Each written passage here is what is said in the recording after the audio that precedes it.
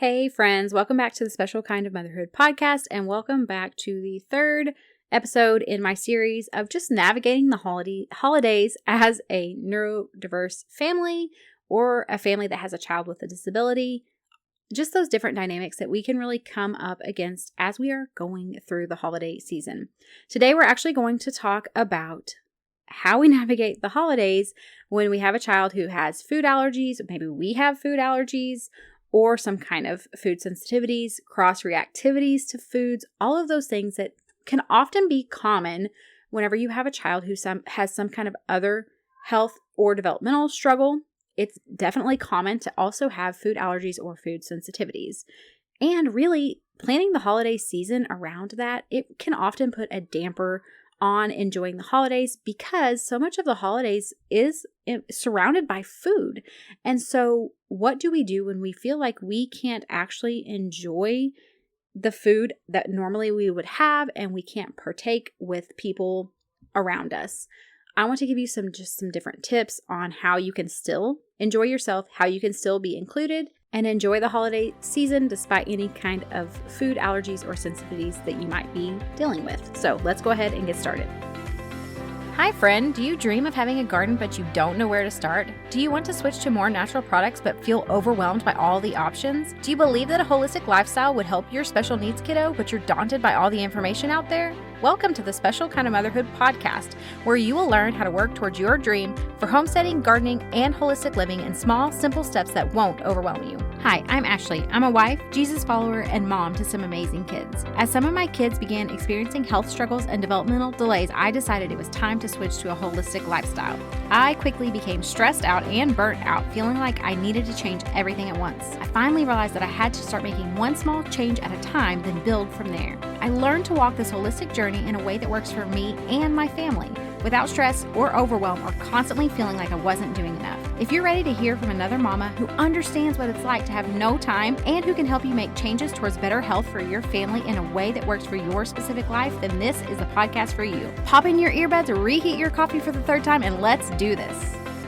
Hey mamas, have you really been looking for a community of like-minded mamas who can give you different tips on homesteading, holistic living, just getting rid of those chemicals in your home, dealing with food allergies or food sensitivities?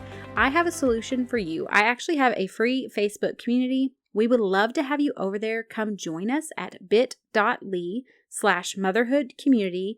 And I cannot wait to see you over there and to hear from you and get to know you better. All right, friends. So I know, oh goodness, do I know how difficult it can be to navigate going to these holiday events, or quite frankly, even just eating somewhere that's not your own home when you have a variety of food allergies or food sensitivities. I think I've shared this before, but between my family, honestly, we have probably now at this current time, it has changed because we do some testing just to see. But I would say currently we have at least 15 foods that we have to avoid in some form or another. Now, not all of these are true allergies. A lot of them are actually food sensitivities, or they are cross reactions to foods. And this just basically, for my family specifically, happens because we do struggle with some different autoimmune issues. And so, especially a lot of times with autoimmune disease, you tend to have a leaky gut. And that means that particles of your food honestly can end up they come out of the gut lining because there are holes in it, and they end up in the bloodstream. And that can just cause some issues with different reactions in the body. But what can happen with cross reaction is actually that your body, I'll give myself as an example. I have struggles, I have sensitivities towards wheat. I also have an autoimmune disease, Hashimoto's thyroiditis. So basically, what happens is I have reactions to wheat, but the body can sometimes get confused and it will begin to recognize other particles of food. So maybe I'm not consuming wheat, but I'm consuming large amounts of bananas. Well, the body can actually get confused and it can begin to look at those particles of bananas as if they were wheat. So you actually begin reacting to foods such as bananas that you don't actually even have a sensitivity to as if they were wheat. And that's what we deal with a lot, especially, like I said, those of us who have autoimmune disease, because the body gets confused. And so therefore, I think I'm doing a wonderful job because I'm not eating any gluten or I'm not having oats, things like that I know I struggle with. But then I find out later, well, actually your body was reacting to apples and lentils and all of these things that I was consuming on a consistent basis without realizing that it was just continuing to create this inflammatory response and also preventing my gut from healing the way that it needs because it's just constantly being triggered by these foods. So we've really been on this journey of how can we cut these foods out of our diet? How can we figure out what exactly we're having issues with? And really the focus is to heal the gut so that it stops leaking these food particles out so that everything is able to function as it should without us having these reactions to foods. So all of that to say, that was a little bit of a off subject. Sorry about that.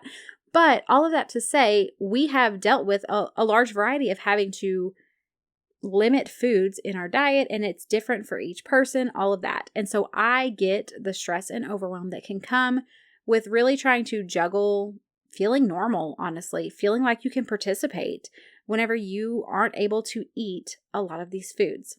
The thing that I do want to say, and I know this isn't going to really help you if you are at the start of this and this feels very new and very unfamiliar, but I do want to encourage you that it gets easier over time. I have been avoiding like oats, wheat, for sure, those two for, goodness, at least 2, maybe 3 years now. And there are a lot of other foods that I also have to avoid. Apples, like I mentioned, lentils, things like that. And what I have noticed, obviously this is not a forever thing. This is let's get the body to heal. Let's get the gut to heal. Let's reverse this autoimmune issue so that then you can consume these foods in the long run. But what I have found is that a lot of the foods that I used to consume, let's talk even gluten-filled foods, cakes, pies, cookies, whatever, I don't really miss them anymore. So I want to encourage you that it does get easier over time. As you're consistent with it, your taste buds change, what you are used to changes. I'm just as thrilled with a sweet potato with grass-fed butter and a sprinkle of brown sugar as I would a cookie. And to look at myself 3 years ago, I would not have thought that was possible. But it's just the reality of what you eat, you begin to crave and you just adapt to that. So that's what I want to encourage you with. If you're in a season where this is all new, I just want to say it's okay that it feels really hard, but it's not going to feel like this forever. I promise it will get better. You will find replacements that you enjoy and it will be okay. So just keep hanging on, just keep doing the best you can and just know that it's absolutely figure outable. I love that. Everything is figure outable. I can't remember whose quote that is, but it's 100% true. And so with that being said, I'll give you some other tips. One thing I would say is plan ahead. Make sure that you are deciding, hey, I can't have these desserts, but I really want something. So plan ahead, practice a few times. If you love pumpkin pie, maybe you can't have any kind of grains. Figure out a grain-free crust that you can make using nuts if you can have them as a great alternative. Figure out a grain-free crust that you can make and make your pumpkin pie. Maybe you can't have dairy, but you can have the gluten. We'll figure out a dairy alternative for, whatever you would normally use for the pumpkin pie. But what I want to say is don't save trying the recipe until the night before you need it. Go ahead, get the ingredients. Make sure that you actually like the recipe, that you liked how it turned out, because there's nothing more disappointing than showing up, making this recipe, not trying it, showing up, trying it there, realizing you don't like it, it's gross, and then you're like, forget it, I feel like a failure, I'm just going to eat the gluten-filled stuff anyways. So if you can just make sure you're actually finding something that you really like, a replacement, trying it beforehand, making sure you enjoy it. So when you go, you feel like you have something that's very enjoyable to you. I have found that to be very helpful. And still feeling like, hey, when everyone's sitting around the table eating dessert, I can still sit with them and chat and eat dessert and know that I'm filling my body with good foods that are not going to harm it. I always just say, I want to always bring safe options for myself and my children. I want them to be able to experience life just like everyone else. I want them to be able to enjoy foods just like everyone else. So again, if it's something for my kids, I'm going to do the same thing. I'm not going to make it just before and then hope that they like it. I'm going to give it to them a couple different times, make it a special event. Oh, we're trying out recipes for Thanksgiving. Let's see. Do you like this one? Is this the one you want to bring? Make it a big thing. Make it fun. Make it where they feel like this is their special treat and they are so excited to have it on Thanksgiving Day when they go hang out at grandma's house or whatever the thing is. But just making sure you are just planning ahead, giving them safe options that are fun. It's not like, oh, I'm sorry, you can't have this. You have to eat this. Really build it up prior to. Just take a few times to try a few different recipes. Let them even vote on it. Which one's your favorite? Which one do you want us to take down? Just make it a fun event and just give yourself that extra time to make sure that you are making it enjoyable for yourself and for them. And then also it's just going to relieve stress because you're not going to show up somewhere and wonder what it is you can eat. So for instance, if you know that they're going to be having a bunch of foods that you can't eat, then either what I would do is either 1, eat before, or 2, ask, hey, can I bring a couple of sides and bring some safe options that are going to work for you and your specific family. And that's the thing is if you are wanting your child or yourself to avoid foods, I do definitely say plan ahead, plan to bring your own stuff, communicate with wherever you're going. Hey, we have these foods that we're trying to avoid. But at the same time, don't expect for them to completely change their menu for you. That's especially if you have someone who is not used to cooking without those foods, it's going to be very difficult for them. So I have just found it easier to work with whatever is there that I can eat or that my children can eat, and then bring some stuff in to kind of fill in the gaps. I just find that to be easier because I'm not having to be stressed out about, oh no, are we going to get down there and there's not going to be anything for them to eat or nothing for me to eat? Just kind of planning ahead, communicating with wherever you're going, but at the same time, not saying, hey, I need you to change up everything because we can't have those things, because that would be extremely difficult as well for wherever you're going. And they might have their own traditions that they stick with, that they really enjoy those foods. And so we do want to be mindful of that. But at the same time, we get to be in charge of making sure that our family still has fun, enjoyable food as well. And it's something that we absolutely can do. And like I said, it just takes a little bit of intentionality and planning ahead. And also another thing I would say, just avoid excluding yourself or your kids. So eat with others. Get to enjoy fellowship around foods and around the table. Those things that bring you joy. Laughing with people over coffee and a piece of cake or whatever. Don't exclude yourself from that. Find ways to really still let everyone be involved and enjoy themselves. And that's why, like I said, it's just essential to plan ahead so that you can really have this fun environment and this fun experience around the holiday season. I just want to empower you that you still can go and enjoy the holiday season while giving yourself and your family foods that will make them feel good. And it is about prioritizing what is the most important to you. And this is where my very last tip, this would actually be probably the most important in my opinion, which is to give yourself grace. So maybe you're not going to avoid everything on the list. Now, this is obviously, we're not talking about true allergies here.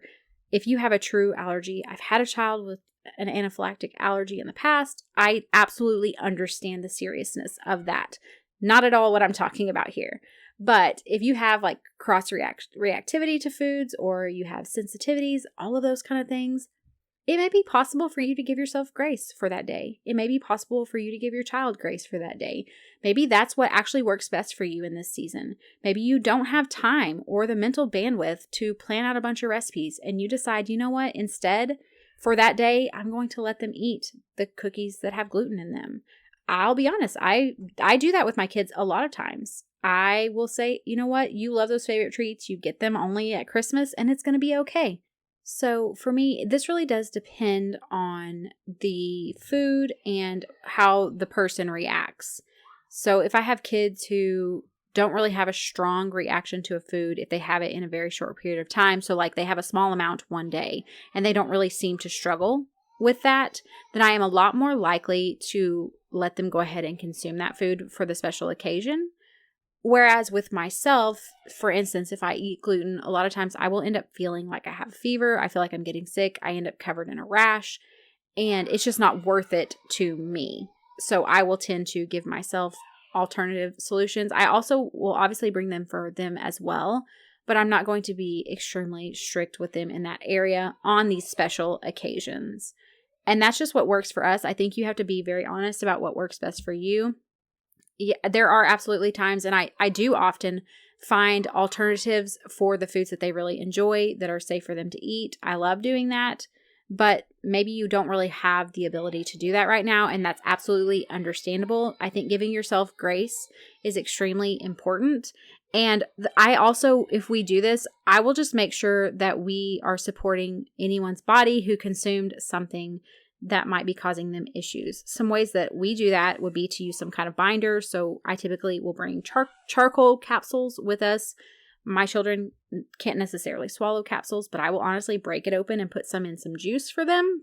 And then just making sure we're supporting their gut. So, things like collagen, bone broth, all of those things are great in supporting the gut lining. And also digestive enzymes are another thing that I think of when it comes to consuming foods. And, depending on what you're struggling with, there can be enzymes for specific things. Like if it's gluten, if it's lactose, there are different enzymes to help break down different things in the body. So those are things that I have found to be really helpful if we are going to choose to consume these foods anyways, in just making sure, okay, are you getting extra rest? Am I making sure you're well hydrated? Have I given you some charcoal? Do you have digestive enzymes to help to break down that food that your body is probably going to struggle with? I love to give Earthly's anti-inflammatory tincture as well to calm any inflammation in the body. That's like a go-to for me. If I feel like I'm reacting to something and I don't know what, I will pull out that anti-inflammatory. I'll actually link it below in the show notes. And I will take some of that just to help my body with the inflammation that it's struggling with at that time. So I think just if you're going to choose that, be wise about it, be intentional, decide, weigh the risk versus the benefits, which obviously your specific child, how they react when they have those foods. Is it worth it or not? Is it worth it for you or not? Do you feel like you can have the bandwidth to really provide alternative solutions or not? And if you don't, just plan ahead. Take a little first aid bag with you with some charcoal and some digestive enzymes, and make sure you take extra water and all of that stuff, just so that you can help to kind of offset those negative effects that might come from consuming those foods. I hope this has been helpful for you. I hope that you all enjoy this holiday season, and I cannot wait to see you back next week. Have a wonderful week. Hey Mama, I hope you enjoyed today's episode. If so, would you take 30 seconds to share this with a friend who is wanting to live more holistically without the overwhelm? Also, don't forget to head over to Apple Podcasts to leave me a review. It blesses and encourages me to know that this show is helping you. All right, friends, it's time for me to go work in the garden and make some homemade bone broth. I will see you back next week.